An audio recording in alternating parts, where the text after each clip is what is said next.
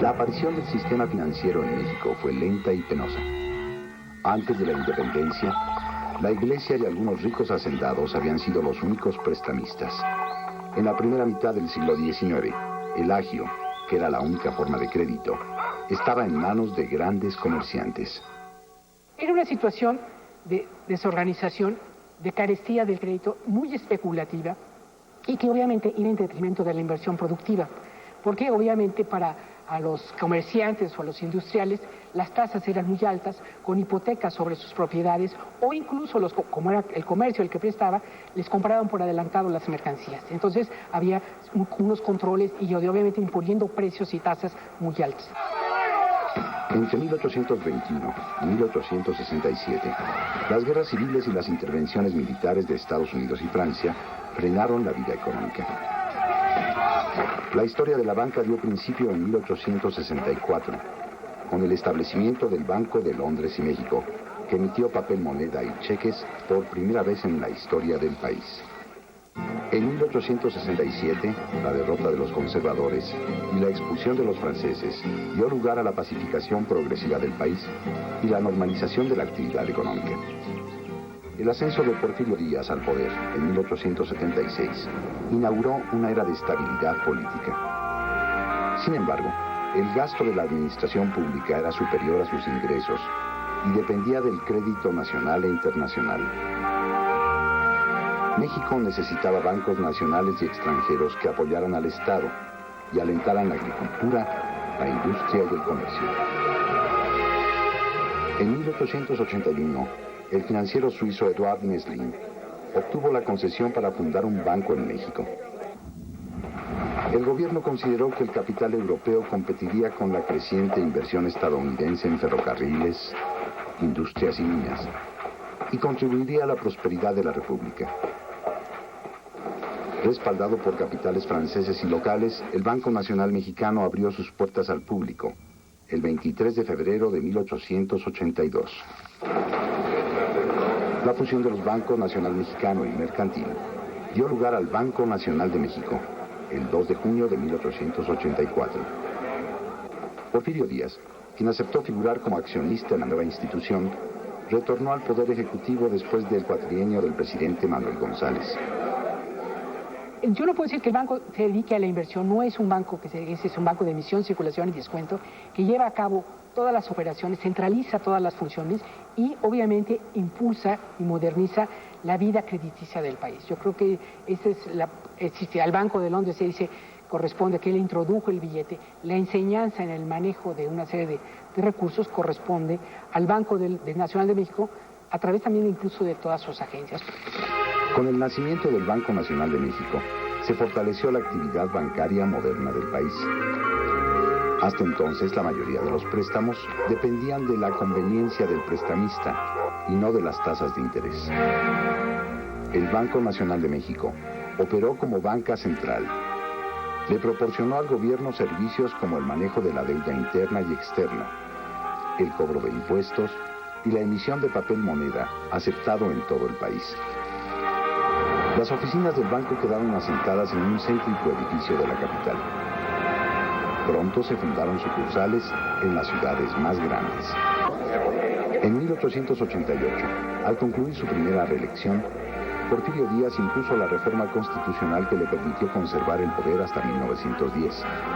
La cohesión política e ideológica del régimen favoreció el desarrollo económico del país. A partir de 1895, José Illich Mantur, encargado del despacho de Hacienda, saneó el estado de las finanzas públicas con nuevos impuestos, la renegociación de la deuda y medidas de ahorro y austeridad. La Ley General de Instituciones de Crédito, promulgada en 1897, reordenó el sistema crediticio y estimuló la aparición de nuevos bancos. El Banco Nacional de México aumentó la emisión y circulación de billetes, la cartera de crédito y la captación de depósitos. Lo que hace es, obviamente, legislar dándole a los bancos locales los privilegios que había dado el Banco Nacional a nivel nacional, pero ahora en las entidades. O sea, el monopolio de la emisión, la facultad de que hagan contratos bien con el ayuntamiento de la capital del Estado, o con el propio gobierno del Estado, y obviamente otorgarles la posibilidad de manejar los mercados de dinero y de capitales en sus propios estados. Esa era su limitación, o sea, no podían sacar de esos ámbitos las operaciones. Si querían crear una sucursal, tenían que pedir un permiso especial, claro, se hizo, pero realmente el que controlaba el mercado financiero, porque estaba ligado con las grandes empresas y que estaba ligado con los fondos gubernamentales, con los créditos internacionales, era el Banco Nacional Mexicano, de México. En el último decenio del siglo XIX, el crecimiento económico de México fue rápido y constante. El mercado interno comenzó a tomar forma gracias a la eliminación de las aduanas interiores y a las grandes obras de infraestructura ferrocarrilera y portuaria. El país avanzó en la urbanización. Se equilibraron las finanzas públicas y se apoyó con éxito el establecimiento de empresas manufactureras mexicanas y extranjeras. La minería creció de manera sostenida con la producción de plata, oro y metales ferrosos. El Banco Nacional de México otorgó créditos de fomento al campo. Financió importantes obras de infraestructura como la red de agua potable en el puerto de Veracruz. Contribuyó a la conversión de la deuda pública exterior y negoció en el extranjero préstamos destinados al gobierno federal. También concedió créditos al comercio, la industria e incluso a otras instituciones bancarias. Si entre 1892 y 1900 se consolidó el régimen porfirista, el primer decenio del siglo XX se caracterizó por la crisis económica, los sacudimientos sociales y los conflictos originados por el autoritarismo del gobierno, la exclusión política de los ciudadanos y la grave desigualdad social. La crisis del precio internacional de la plata afectó severamente los ingresos del gobierno. A partir de 1907 escaseó el crédito externo y la falta de control sobre los nuevos bancos ocasionó quiebras y una elevada inflación. Hubo malas cosechas y sangrientos conflictos laborales. La oposición política al régimen cobró aliento revolucionario. La primera fase militar de la Revolución Mexicana se resolvió con rapidez y obligó a Porfirio Díaz a abandonar el poder en mayo de 1911. Ese mismo año, Francisco I. Madero fue elegido presidente de la República. Ni los episodios bélicos ni el cambio de régimen político afectaron de modo sensible la economía. La situación dio un vuelco en 1913, cuando Francisco I. Madero y su vicepresidente, José María Pino Suárez, fueron derrocados y asesinados por órdenes del general Victoriano Huerta, quien usurpó la presidencia de la República. La revolución entró en su segunda fase, más sangrienta y dilatada que la primera. El país se sumergió en la guerra y el caos económico. En 1913, la quiebra de varios negocios suscitó la desconfianza del público, que trató de convertir los billetes bancarios en moneda efectiva. La situación puso de relieve la insolvencia de muchos bancos y el usurpador Huerta declaró forzosa la circulación de los billetes, amenazándolos con crear un banco único de emisión. Huerta obligó a los bancos a prestarle al gobierno 80 millones de pesos.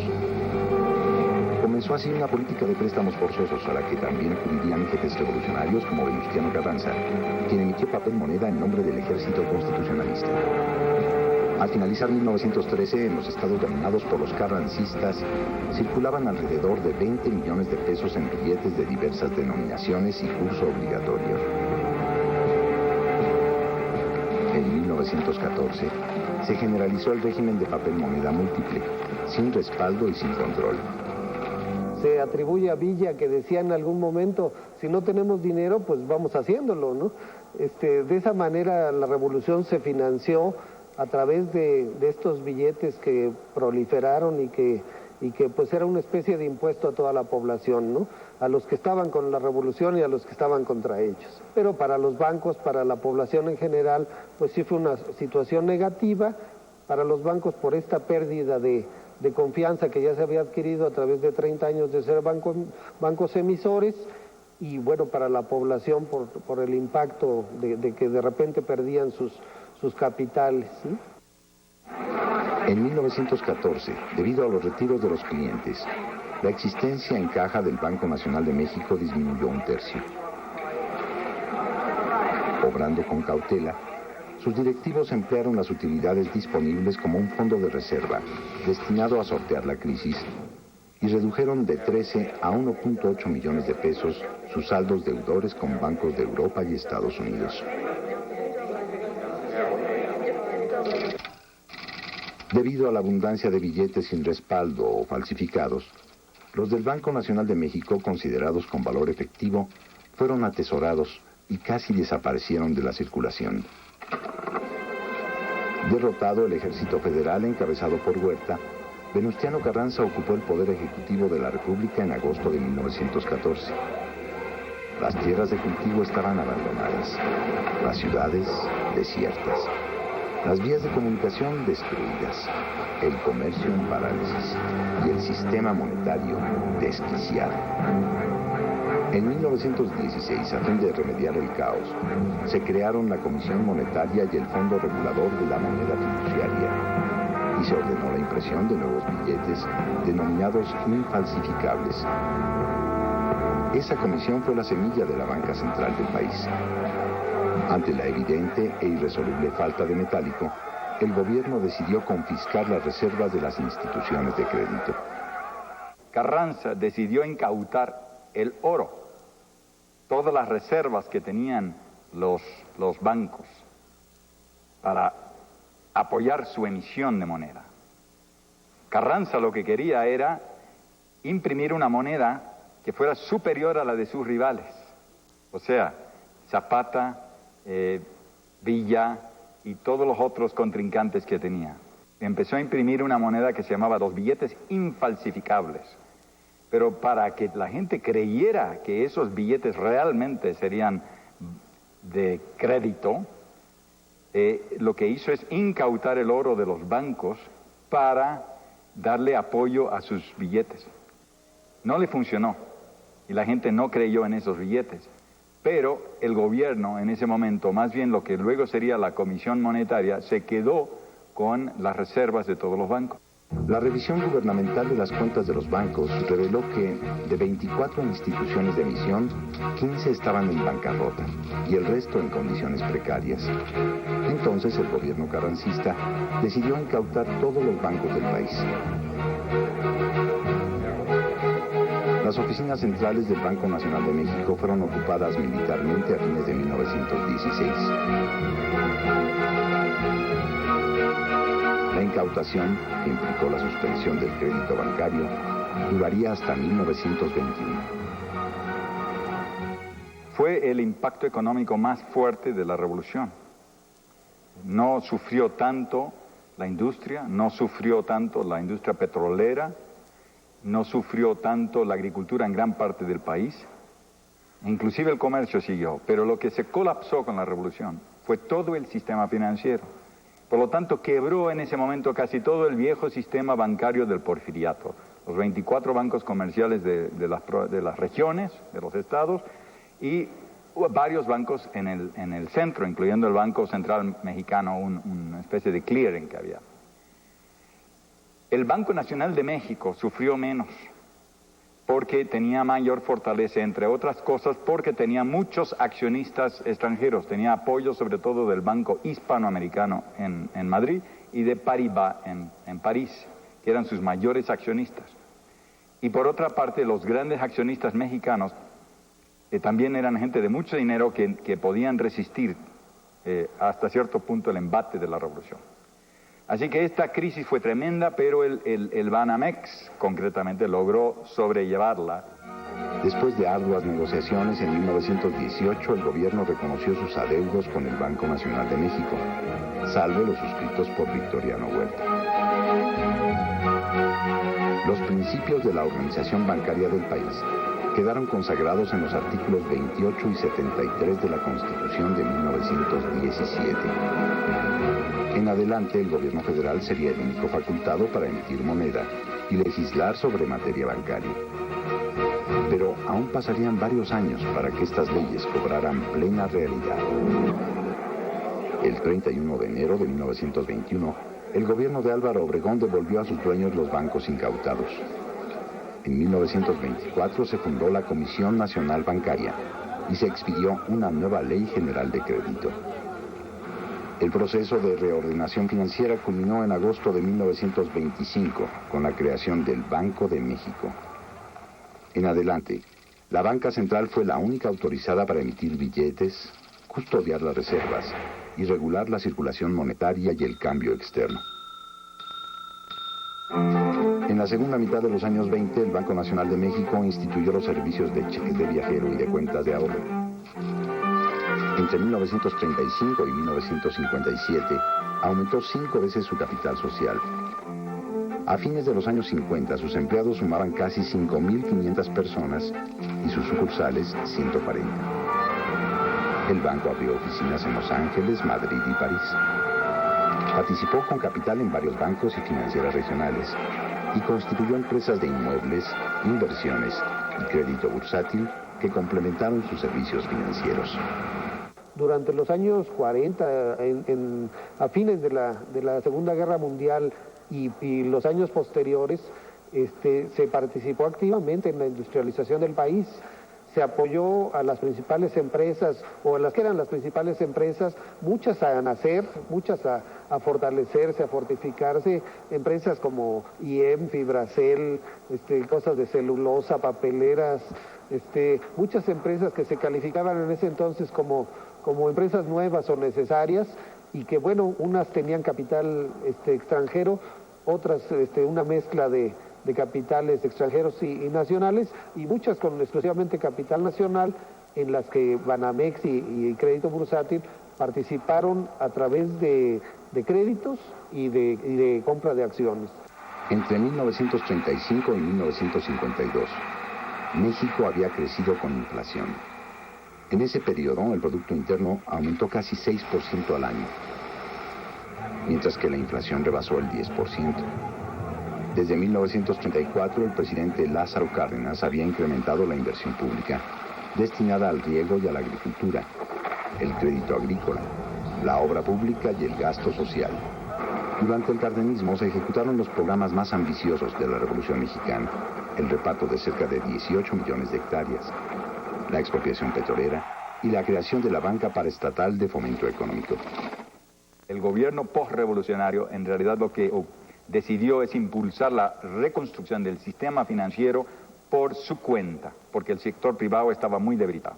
La crisis de los 30 crea una situación donde hay un sistema de banca paraestatal naciente, un sistema de banca privada nacional débil, con Banco Nacional de México como la pieza más importante, y algunos bancos regionales privados que empiezan a desarrollarse en esa época. Muchos de estos bancos regionales se van a convertir luego en Bancomer. Y por último, la desaparición virtual de la banca extranjera por la legislación bancaria de principios de los años 30. Aprovechando la coyuntura de la Segunda Guerra Mundial, el presidente Ávila Camacho impulsó la sustitución de importaciones, el crecimiento de las manufacturas y la exportación de productos agrícolas. El presidente Miguel Alemán Valdés continuó la política de Ávila Camacho, impulsando la industrialización y las obras de infraestructura agrícola. Las exportaciones mexicanas, que habían sufrido un descenso al concluir la Segunda Guerra Mundial, se recuperaron con rapidez gracias a la demanda generada por la Guerra de Corea. Después de la devaluación de 1954, que elevó el dólar a 12 pesos con 50 centavos, el gobierno logró mantener un tipo de cambio fijo y constante y aumentar las tasas de ahorro interno. Por esos años comenzó la fase conocida como desarrollo estabilizador, caracterizada por la baja inflación y el crecimiento económico sostenido. Entre 1952 y 1970, el Producto Interno aumentó al año el 6.6% en promedio, mientras que la inflación se mantuvo en torno del 4%. La política económica de los gobiernos de Adolfo Ruiz Cortines, Adolfo López Mateos y Gustavo Díaz Ordaz reposó en las mismas premisas. Al Estado le correspondía otorgar servicios sociales y estimular la inversión nacional y extranjera con el desarrollo de la infraestructura y un manejo prudente y responsable de las finanzas públicas. Durante 18 años, el déficit del gobierno nunca representó más del 2.8% del Producto Interno. En la banca comercial privada, que es Banco Nacional de México, Banamex, Bancomer, y luego una serie de bancos adicionales, el viejo Banco de Londres y México, que siguió trabajando y era el segundo banco hasta que Bancomer lo rebasa en los 60s, ¿no? Estos tres bancos y bancos regionales diversos que van naciendo, nacieron decenas entre el 40 y el 75. Todas se vincularon con empresas comerciales e industriales y proporcionaron servicios importantes. El crecimiento entonces fue importante, la solidez del sistema bancario fue notable, no hubo crisis bancarias significativas en el periodo, pero es cierto que no creció con la rapidez que se dio en otros países. O sea, es una banca que acompaña el proceso de industrialización, pero es difícil decir que lo impulsó. Banamex prosperó junto con el país. Fundó filiales hipotecarias y financieras, de arrendamiento, seguros e inversiones. Promovió el libre comercio en América Latina. Mejoró sus servicios y registros mediante la automatización de diversos procesos. Estableció préstamos populares y en 1968 introdujo en el país las tarjetas de crédito. Desde 1952, el banco concedió el premio Banamex de Economía y el de Ciencia y Tecnología a partir de 1967. Los notables éxitos del desarrollo estabilizador no pudieron ocultar sus deficiencias y errores. La sociedad mexicana se polarizó entre el sector moderno, apoyado por el gobierno, y el sector tradicional, cada vez más descuidado. La crisis política de 1968 manifestó el descontento de los jóvenes por el autoritarismo político y las desigualdades sociales y económicas. Durante los sexenios de los presidentes Luis Echeverría y José López Portillo, entre 1970 y 1982, se abandonó la política económica basada en el control de la inflación y el equilibrio presupuestal. Buscando mantener altas tasas de crecimiento económico, los dos gobiernos incurrieron en un cuantioso déficit público, alta inflación y aumento desbocado del endeudamiento externo. En esos 12 años, la economía creció anualmente en promedio el 6.3%, mientras que la inflación superó el 22%. Gran parte del gasto público se dirigió a satisfacer la demanda de educación, salud, vivienda y empleo, a fortalecer industrias estatales como la siderúrgica y el petróleo, y a crear infraestructura de comunicaciones. Desafortunadamente, los programas fueron ejecutados con planeación insuficiente y una corrupción inocultable. Distanciado de su propio secretario de Hacienda y de los empresarios, el presidente Luis Echeverría había tomado las riendas económicas del gobierno. Concluyó su sexenio con una grave crisis. En 1976, el déficit del sector público y los desequilibrios de la balanza de pagos se tornaron insostenibles y el gobierno devaluó la moneda. El dólar saltó de 12.50 a 25 pesos y la deuda externa llegó a los 20,000 millones de dólares. En estas sombrías circunstancias asumió la presidencia José López Portillo. El nuevo mandatario prometió resolver la crisis económica mediante una estrategia dividida en 3 etapas. 2 años para superar la crisis, 2 para consolidar la economía y 2 de crecimiento sano y duradero. En 1978, Pemex descubrió enormes reservas petroleras en Campeche, Chiapas y Tabasco.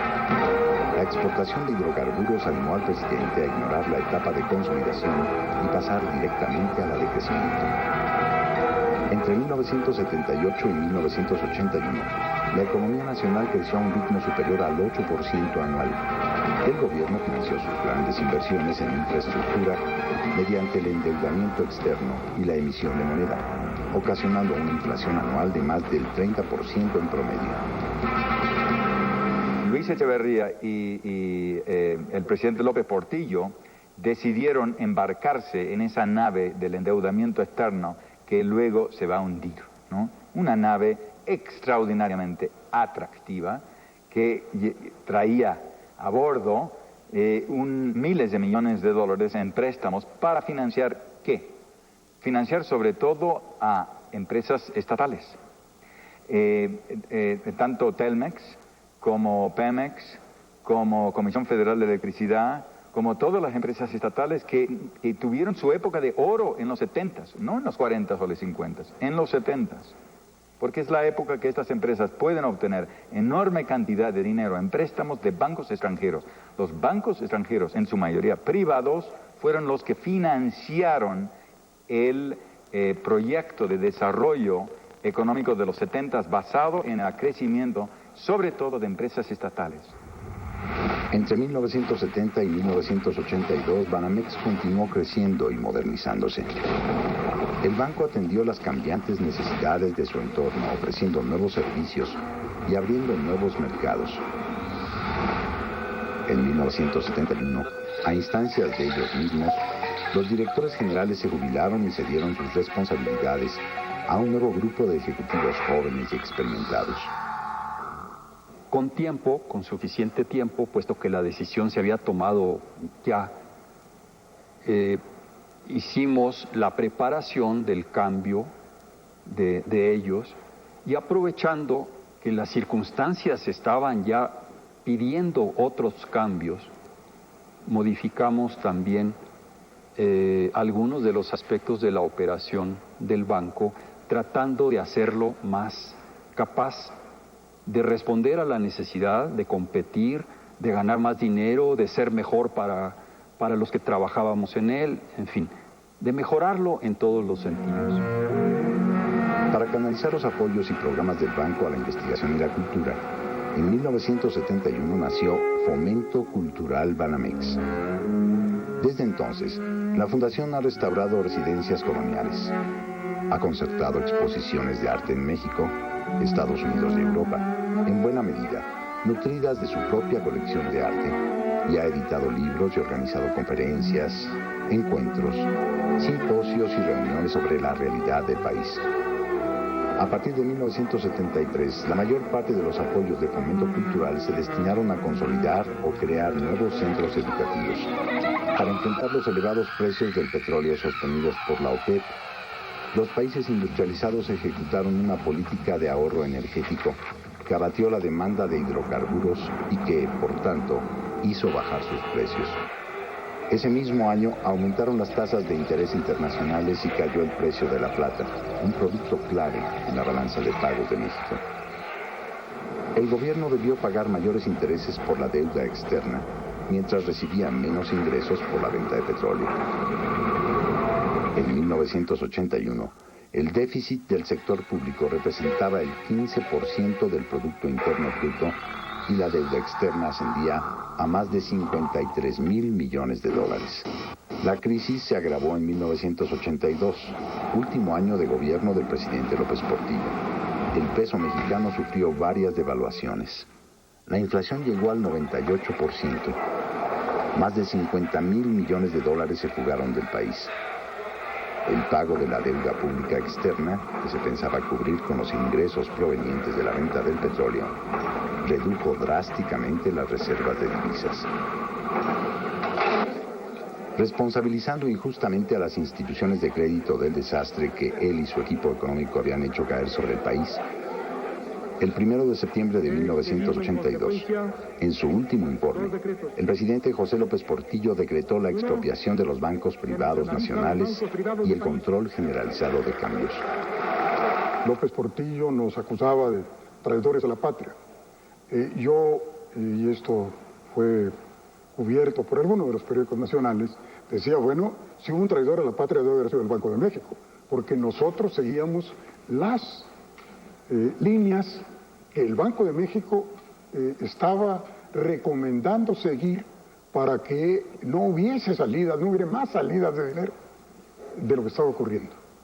O sea, en ningún momento, en aquella época, la banca comercial pudo haber seguido por una línea que no hubiese sido la que el Banco de México estaba marcando como conveniente para la economía del país en ese difícil momento de la vida nacional. Un primer efecto de la estatización fue la pérdida de la confianza, ya no en la moneda, sino en el sistema, que podía desconocer la propiedad así de un día para otro, como se hizo en el caso de los bancos, con razones que, pues en el mejor de los casos se puede decir, eran muy discutibles. Yo de esa época, lo único que me acuerdo es que infinidad de clientes se acercaban a mí y me decían, se acabó la banca en este país. Porque en esos años, básicamente la banca se dedicó a prestarle al gobierno, no a los particulares. Es decir, un poco dejó de actuar como actividad estructural para la vida nacional.